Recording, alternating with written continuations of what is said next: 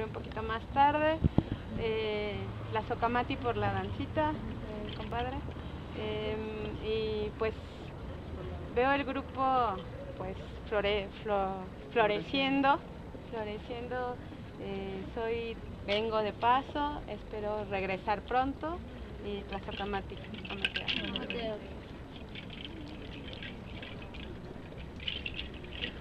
Pues primero quiero agradecer a las personas que nos visitaron, que ya no más a ella. Sí, yo también ya me voy a retirar. Ahí les llega el mensaje, ahí en el Face, ¿no? En segunda quiero agradecer por el cargo que me han otorgado.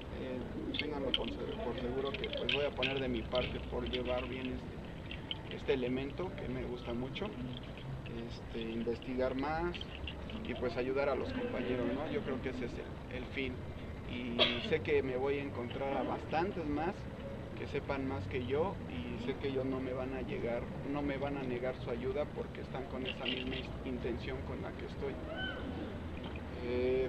Sí quiero opinar un poco sobre este pues nuevo trayecto que está teniendo el grupo.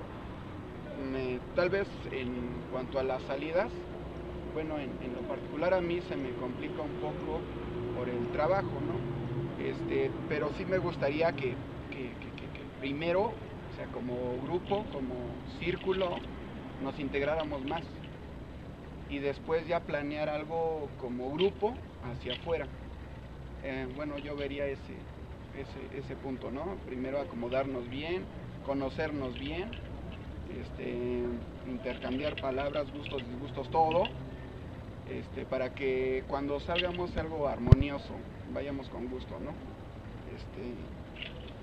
Pues, y la otra es que pues realmente veamos esto como un grupo cultural y que tal vez nos esfuercemos un poco más en las danzas que hagamos, no sé, temáticas, como ahora, bueno, tal vez no se difundió mucho, pero yo sí pude investigar algo sobre las lenguas que tenemos acá en México, y de hecho el cartel es sobre las lenguas que están en peligro de extinción,